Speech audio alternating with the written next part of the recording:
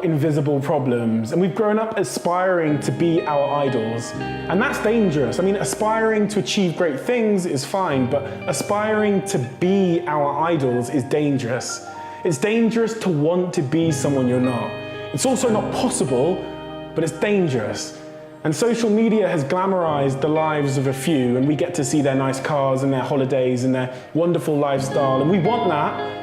We don't see the years and years of hustle, the pain, the sacrifice, the natural talent they had, the innate passion for their craft, the incredible details Steve Jobs saw the world in, or the unbelievable hardship that Richard Branson went through to get there. We don't see that. We just see the destination, and we want that. But most of us don't have and aren't willing to give what it takes to fulfill that journey, because it's not our journey, it's theirs. You're not passionate about typography or art or design, but you want to be Steve Jobs. You're not Steve Jobs, you're you. We are the generation that has confused admiration with aspiration, and we'll never find our own happiness until we accept that we can't have anyone else's life but our own. And if we realize this and focus on our own, then our life will be more than enough. You know, young men want to be Mark Zuckerberg because they admire him. But the crazy irony is we admire him because his life was unlike others. He didn't try to be like others. So if you want to be Mark Zuckerberg, it's time to stop trying to be Mark Zuckerberg, because you'll never achieve your personal greatness. Our idols did not follow in the footsteps of their heroes. There was no Bill Gates for Bill Gates to emulate. He had to carve out his own path to find his own greatness. Each of our idols have uniqueness as their power. They had the conviction to disagree, the confidence to persevere, and the braveness to go against the status quo instead of embracing it. You know, we celebrate their individuality and their lack of conformity, and the audacity of their strong beliefs that black was equal to white, or their vision for a pocket computer, or a more connected world, or a driverless car, or a personal spaceship that could go to Mars. These ideas could only come from people who did not follow in the footsteps of others. So my advice to my generation is, don't aspire to be your hero. Stop trying to mimic what you see them doing. Strive to be yourself. Visionaries are not to be imitated, they are to be admired. Trying to be someone else is a surefire way of becoming nobody at all. The only great person you can become is the greatest version of yourself, because all the other great people are already taken. And the funny thing is, once you become the greatest version of yourself, people will see your life and they'll make the mistake of trying to be you too. We want to show all the hoopla. I hate what's going on Instagram right now. Everybody living their fake life, putting up pictures of like baby giraffes and like hot chicks and $50,000 cash on a bed and a boat, and painting a lifestyle that is not realistic. And I want to have this conversation because I think that I have a big enough voice to start the conversation about, look, there is a level of talent here, and what we need to all be doing is figuring out what we're best at and going all in on that.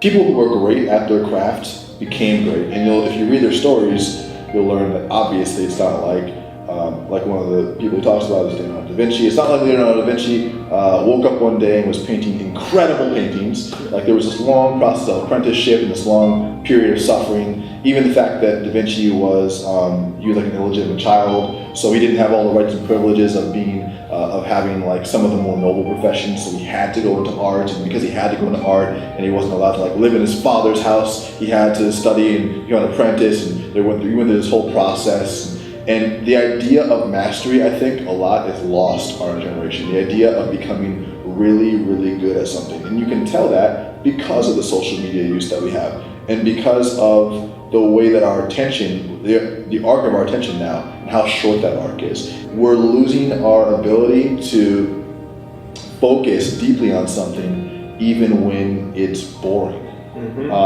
Which is another thing. There's another book by Cal Newport called Deep Focus. It's called Deep Work.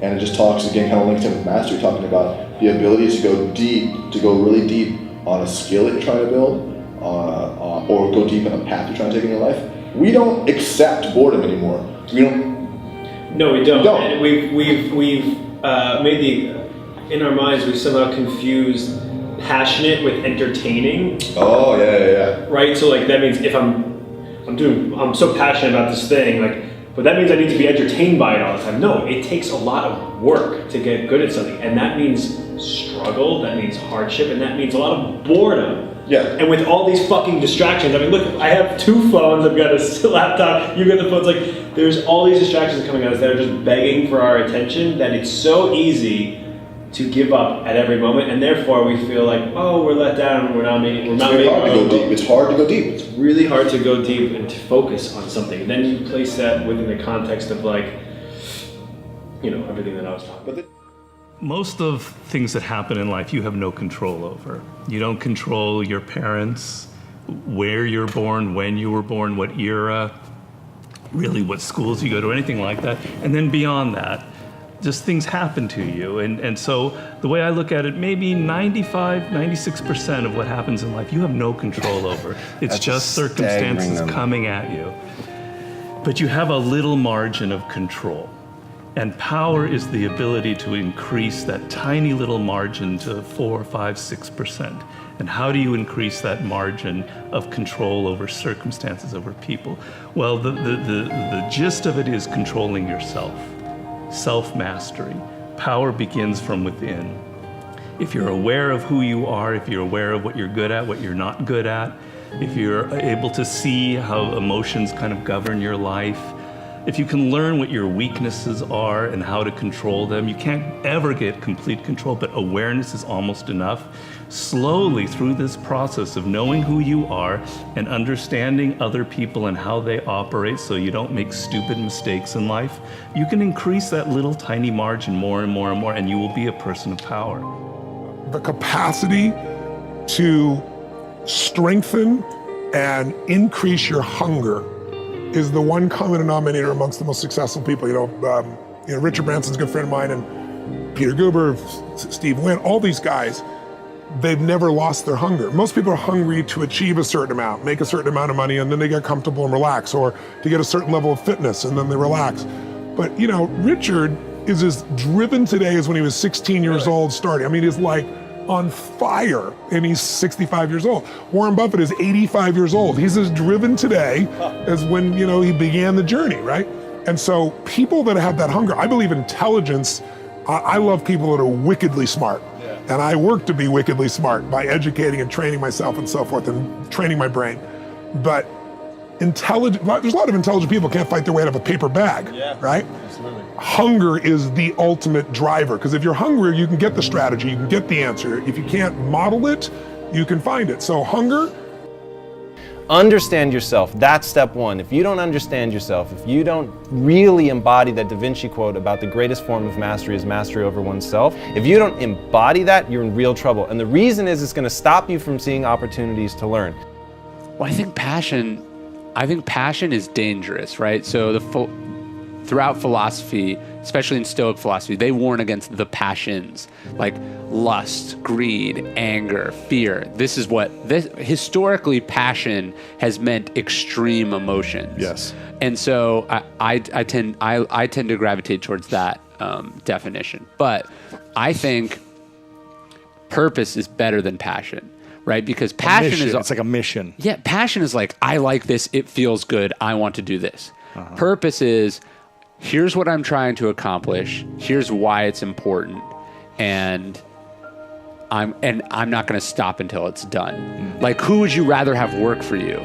The guy that just really loves writing, or the person who's like trying to write for a reason, Yeah. And so that passion can be blinding, and it can get you, like...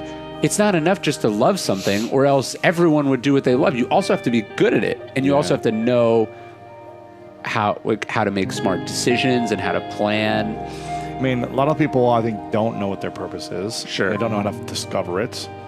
They don't even know what they're passionate about. So how do you find a purpose, period? How do you even go about saying, oh, this is my purpose at this point in my life?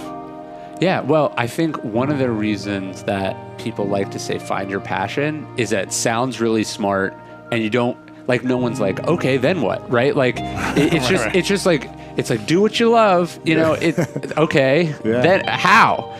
So when I'm saying purpose, I think it's about defining your goals, defining what the life you're trying to build is, and having a real model for what you're doing. Yeah. And for me, I've tried to be very clear about what I'm trying to accomplish to myself, so that I'm not getting distracted by all these. Like, I like to do lots of things. Me too.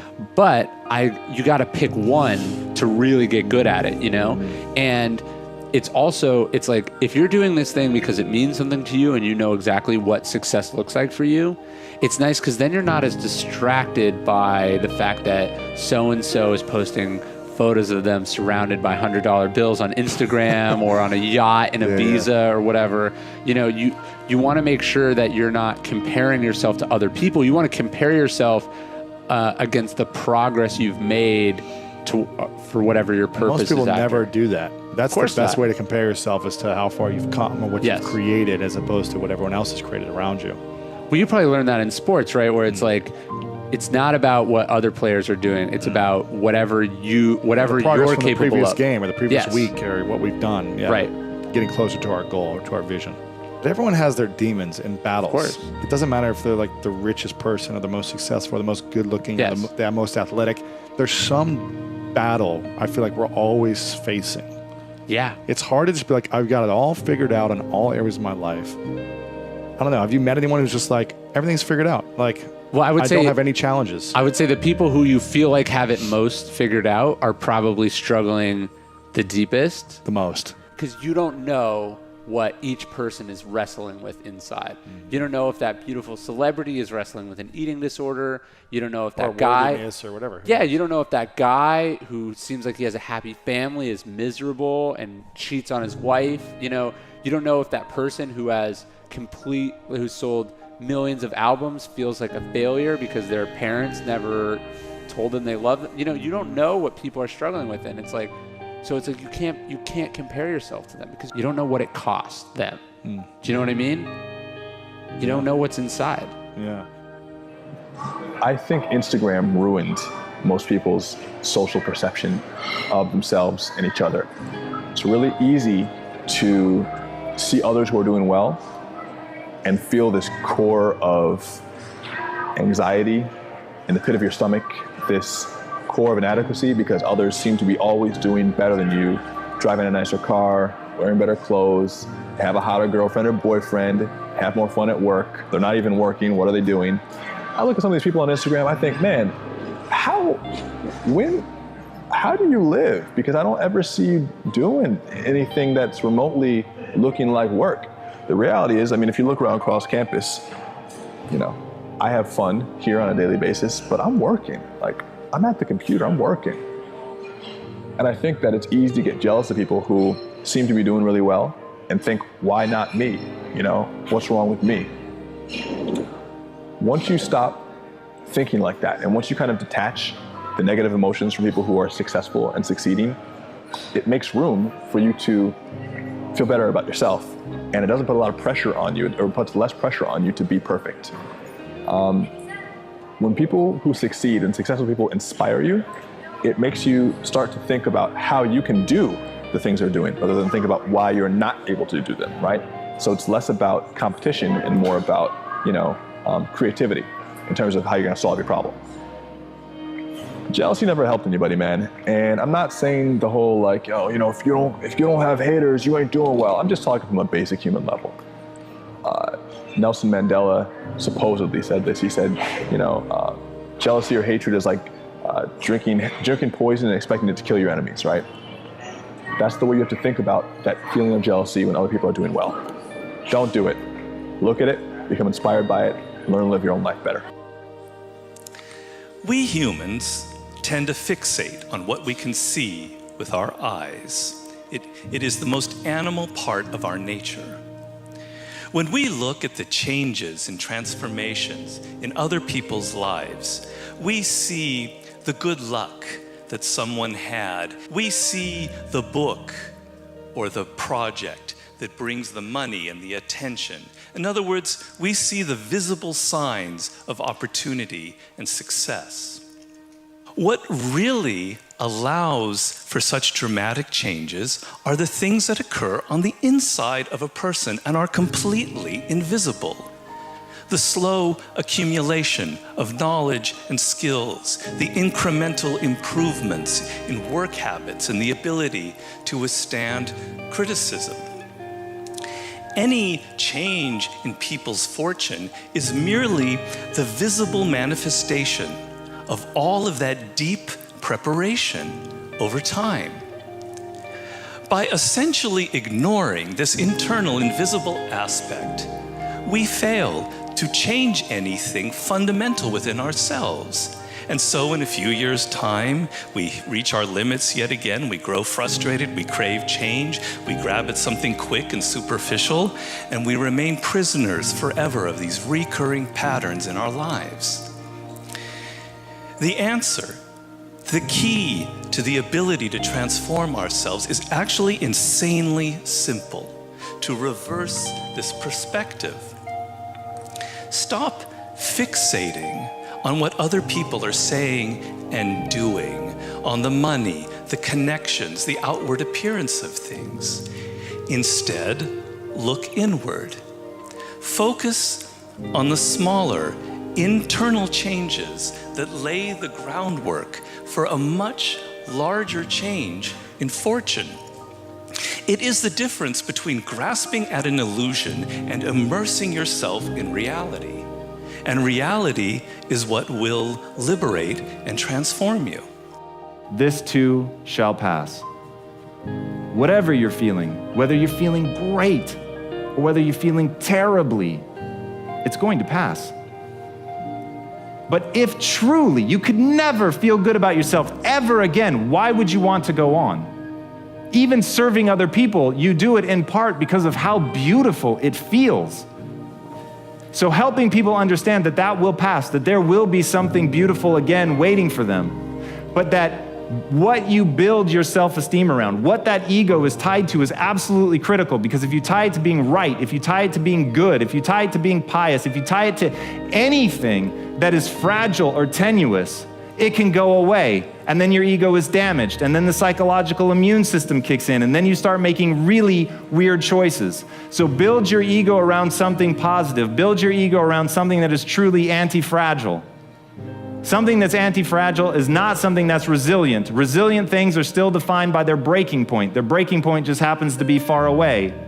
Anti-fragile is the more it's attacked, the stronger it gets. Right? Because inside of your comfort zone, you won't learn much about yourself.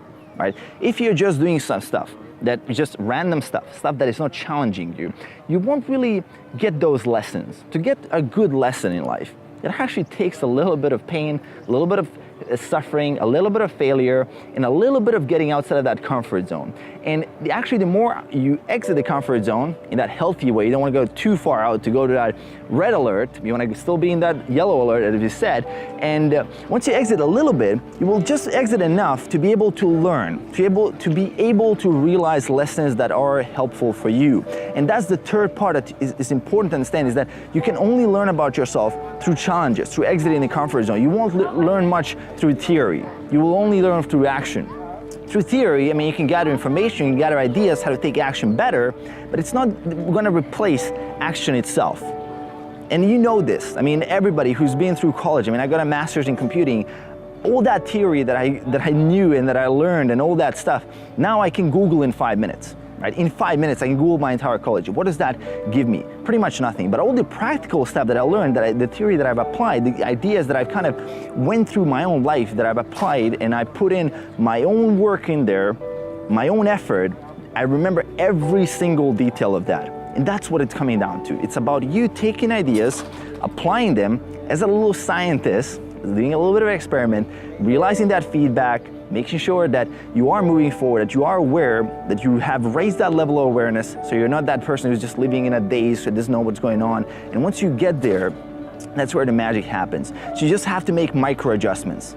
At the end, it's all about the micro adjustments. right? As you're going toward the path of success, and you guys know that famous picture of success and that people are thinking it's a straight line, but then it's like going all over the place. Well, that is a little bit true, right? And every time you fall off track a little bit, there's a micro adjustment that you make. And that micro adjustment, if it's based on true data that you've gathered through taking action, then it's gonna be a good adjustment. If it's just a random adjustment, you can just go even further off the path. And that's really what you're all trying to figure out, is how do I gather the right data, the data that is actually useful for me. And once you gather that data, that's where success starts to happen. You want to think of your journey like, it's almost like you see that light at the end of the tunnel, but you also want to think of it like a narrow road. You want to think of success as a narrow road. So you are walking that line of success, but you have a more focused set of behaviors than most people, and you are constantly course correcting.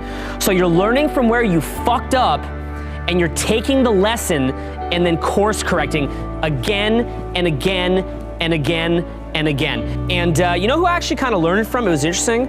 I learned it from watching Kobe Bryant win a championship against Boston 2 years ago. Because every game that the Lakers would play, whenever they would lose, they would always talk about the little lessons that they got from the loss and about how they had the ultimate vision of the championship and how they needed it to come together for the championship. And it doesn't matter where you're at right now, what you've done in the past, or where you think you're going. You can always create a better tomorrow if you start taking action today. So I want you to think about, what is the vision? Where do you want to be in 10 years? And what's the action step you can take right now? Again, it doesn't matter how broke or how broken you are. You can always create a better future if you start with a positive mindset right now.